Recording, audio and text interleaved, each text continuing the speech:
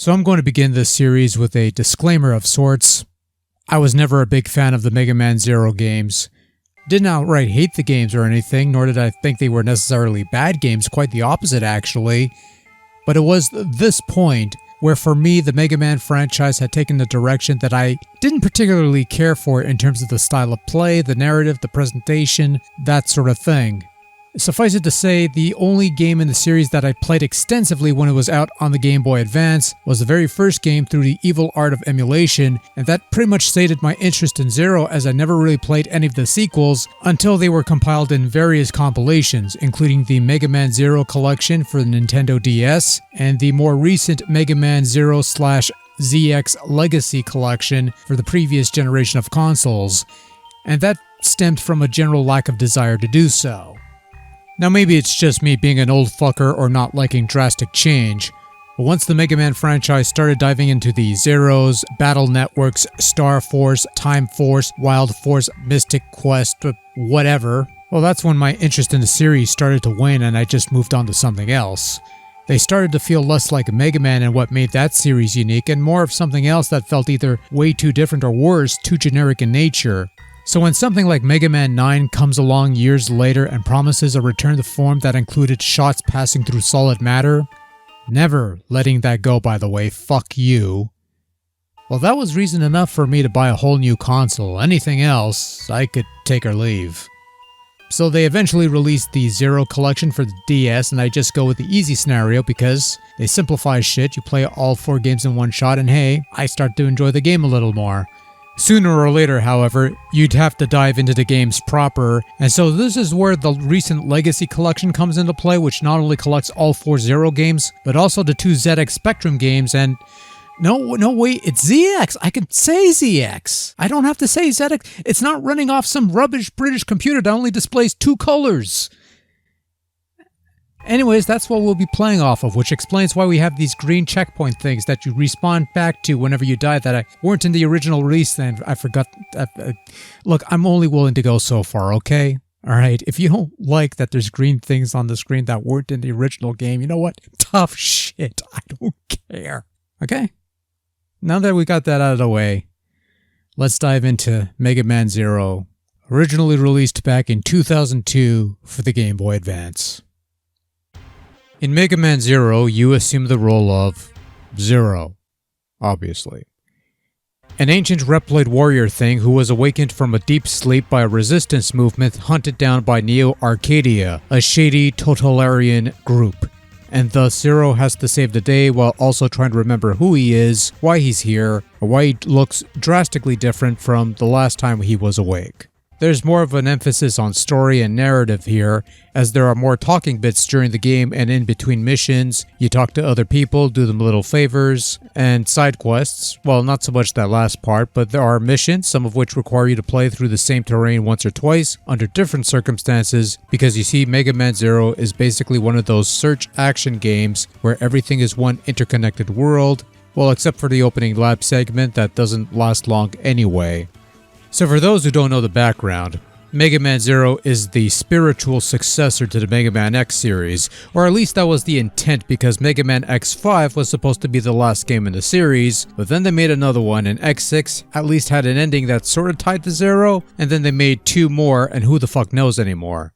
Point being that Mega Man Zero plays similarly to the old Mega Man X games. You could run, jump, shoot, dash, wall climb, and eventually acquire other weapons such as a saber, a rod, and a shield. Beyond that, this is the bare minimum of Mega Man gameplay, as defeating bosses will not earn you special weapons as is tradition, but a couple of them will drop elemental chips that can be equipped to add elemental damage to your charged weapons, and certain bosses will be weak to certain elements. Actually, there's quite a bit of RPG elements to Mega Man Zero's core play. Weapons, for example, need to level up in order to improve their usage. Leveling up a weapon usually involves killing things with said weapon, so building up your buster means you could eventually charge to higher levels and much faster, building up your saber gives you more slashes, and so on and so forth. There's also more of a focus on the overall narrative, which, if I'm going to be honest, I'm not a big fan of, because the storylines in the Mega Man X franchise in particular has always been a bit flimsy, and seeing that sort of thing continue in Zero, look, I'm sure this stuff makes some sense to some of you folks, but to me, it's just a whole bunch of gibberish. Thankfully, I played these games for the gameplay and not the story, though to be fair, it's nice talking to some of these folks, especially the kind old Reploid who only looks old and just gives you a cyber elf to sitting through his story, and yeah, I guess we should get to that.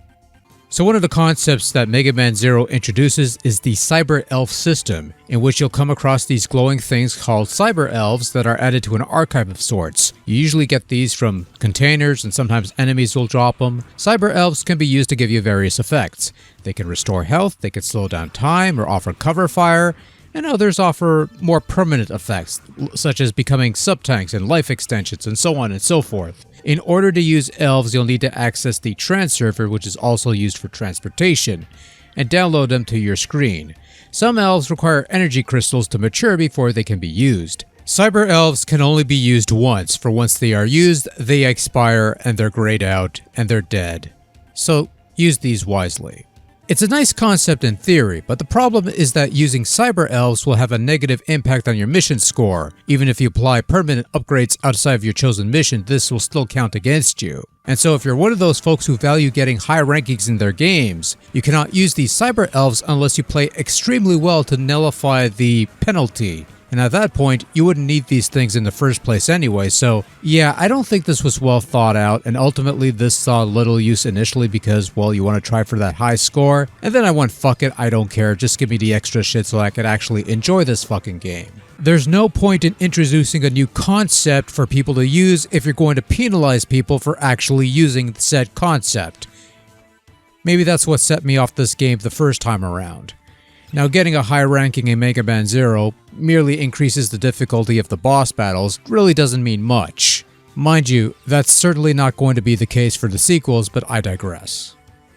Unlike more traditional Mega Man setups where you're given a set of stages to choose from, Mega Man Zero gives you missions you need to accomplish, and completing them will unlock other missions until all the missions are completed and you move on to the last batch of levels. Some of these missions are straightforward, reach the end of the level, kill the boss, done. Others have some other tasks you're required to perform, whether it be escort missions, rescue missions, collecting missions. Some of these are timed, that sort of thing. Regardless, the level usually ends with a boss fight, and defeating said boss will either net you a Cyber Elf or one of 3 elemental chips that you can equip to use against bosses as weakness elements or something to that extent. This is the closest thing to the old Mega Man rock, paper, scissors aspect that you're going to get because, again, Zero gains no new weapons in defeating bosses, only the triple rod and shield after completing specific missions, and even then you'll need to talk to the resident engineer Servo to gain the triple rod and shield boomerang weapons. The triple rod being a weapon that attacks in multiple directions and can be built up to strike twice and later thrice, while the shield basically blocks projectiles and when charged can be thrown as a boomerang weapon. You're not going to be seeing these weapons in action all that often here because I rarely, if ever, use them, and things usually play out in a way where you'll never attain these things at all, so yay? You don't have lives per se in Mega Man Zero, but rather you have what I would refer to as retry chips, essentially your continues. Whenever you die, the game is over, and you're given a menu where you can choose to either retry from a checkpoint, which uses a retry chip, and these are somewhat rare to come across in the field, reload from a save point, or just give up. No, not quit the game, though you could do that as well, but rather give up the current mission. Now, if you choose to do this, the mission will be deemed a failure, and you can no longer replay it, thus you lose any chance of gaining any benefits from the successful completion of said mission, whether it be new elves or chips, for example. Not every mission can be given up on, and you'll have to play through those to keep moving forward. Failing enough missions will eventually lead to the resistance base falling under attack. Though really, even if you complete all the given missions, that base is going to get attacked anyway, and nothing really changes save for the fact that you have less stuff. So while I like the idea of a losing path, it only really works if it leads to a losing endgame where you're all but guaranteed to get a bad ending, which Mega Man Zero does not have. The old Wing Commander series would be a good example of games where you had a losing path that would lead to a losing endgame, a bad ending, if you will. But another example closer to home would be Mega Man X5, with the colony crashing into Earth, Zero awakening, and thus dire straits all around. Mega Man Zero doesn't have this, and it's a bit of a missed opportunity if I'm being honest here, but I digress. You die, you can use a retry chip, and if you lose all your retry chips, you cannot continue until you get more. The only other time that this retry chip concept would see used would be in Mega Man X8 a couple years later, as Zero 2 would ditch this in favor of a more conventional live system. Mind you, there's a lot of things Zero 2 does better, but that's a digression for another time. Control in Mega Man Zero is generally adequate, and probably the best you could do with the limited buttons on the Game Boy Advance. You have a couple button mapping configurations, or you could just customize your own, as well as 3 options on how to use your weapons and such, because you can equip both a main weapon and a sub-weapon, and you can either assign them to each button, hold the trigger while attacking to use the sub-weapon, or assign a button to swap between weapons in a pinch. The best thing I could say about Mega Man Zero is that the core gameplay mechanic sticks to the template used in Mega Man X, so you could hop from that series to this series without a hitch because it's pretty much the same tight slick controls of its predecessors, just with fewer buttons. As a result, the core gameplay is pretty slick and would remain consistent for the next 3 games. It's just that a lot of the stuff around that core gameplay doesn't really resonate with me, and look, I'm not going to say that Zero is poorly designed, it's not. It's got some good concepts going for it, but at the same time, it's not something that had me coming back for more, and thus, I didn't come back for more until long after the fact. I'll get back to this when we get to the closing thoughts, but let's get a couple other things out of the way first.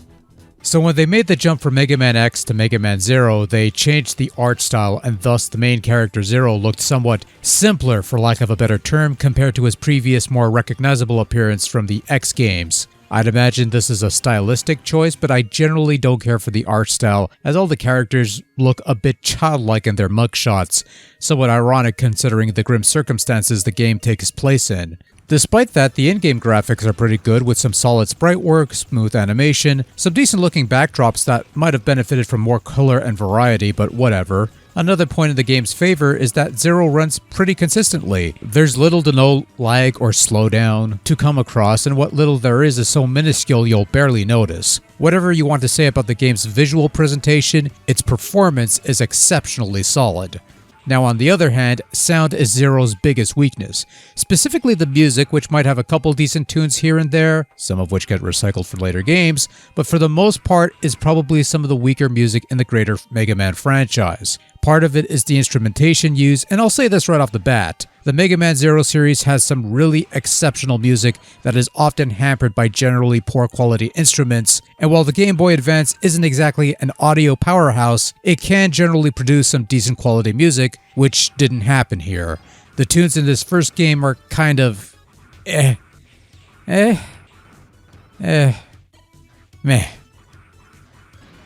The best way I could sum it up. This is all I got. Sound effects are also a bit of a mixed bag. Some sounds are fine, others not so much. Almost all of them sport a bit of an echo effect that's kind of faint, but it is there and you do notice it. And there's some minor voice bites here and there. The Japanese version apparently has more of these or something. I should be able to check, but I'm far too lazy at the moment and I really don't care. May as well be honest. Overall, Mega Man Zero is a decent action game, a game with some good ideas and some solid gameplay, but look, I'm going to be honest, this is one of those games where I was just going through the motions, and there's some aspects that are good on paper, but doesn't quite stick the landing for me. The Cyber Elf system's a neat idea, but being penalized for using it means I'm not going to be using it all that much if I care about higher rankings, which only nets you tougher boss battles in this game and not much else. The idea of failing missions and continuing onwards is an interesting concept that never gets fleshed out. Making this an interconnected open world was a choice that was a choice. But at no point did I ever feel like venturing through this open world beyond whatever missions required me to go through these locations. And finally, the grind to improve your weapons and... yeah, so I spent almost an hour or so at the beginning of my playthrough of this game at the research lab, just grinding for...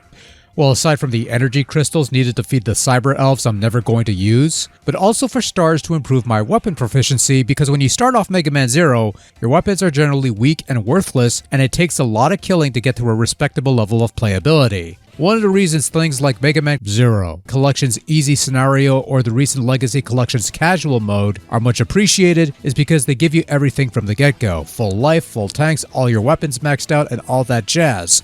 Sure, it makes the game way easier, and quite frankly, that's the whole point of those modes. But since I could use all my weapons to their fullest potential and not have to worry about the grind, it makes the game much more playable and ultimately much more enjoyable. Stuff like the triple rod sees more use when it's actually useful, and not an afterthought when it isn't. That's what ultimately drove me away from Mega Man Zero. The grind.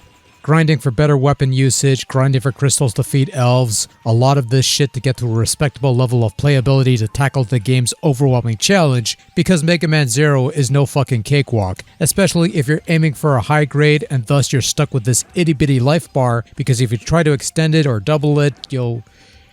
At which point I just said fuck it, went for the crystals, got myself the extensions and whatever, I just wanted this shit to be over with. And when you beat the game, you can go again, try to get all the cyber elves you missed out on the first time, there's a couple unlockable modes, but whatever. Oh, and the retry chip stuff, don't even get me started on that. I mean, fuck me, it's like, you know, they dropped that for the next game and then they brought it back for Mega Man X8 for some reason and that didn't quite work there either. And by the way, why isn't Ciel dead yet? She's taken like 1 billion hits at this point and she's still standing. That's actually quite impressive for a human scientist, compared to, say, the Reploid soldier you have to escort back to base who dies in a few hits and a mission's a failure, but this human taking a shit ton of damage like a champ.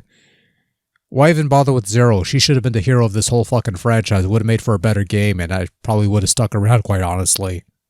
Mega Man Zero was the game that challenged my fandom for this series. It went from being a game about a blue guy zapping robots and stealing their powers to use against other robots, to this shallow, open-world experience with a long period of sloth to get to the good stuff, and a discouragement to use the new toys it has to play with. Over 20 years later, revisiting this game for the first time in a long time, I cannot say my feelings on it have changed all that much. And look, I'm in the minority, I get that, this game has its fans, that's why Capcom made sequels. But to me, Mega Man Zero was where the wheels were starting to fall off the rails, and for that reason, I consider this first game to be the weakest of the bunch. Which is not a bad thing because Mega Man has seldom few genuinely bad games, to its credit, and this does not come close to reaching that absolute nadir of suckage. But this being the worst of the Mega Man Zero series is also a good thing, because it can only get better from here, and spoiler, it does.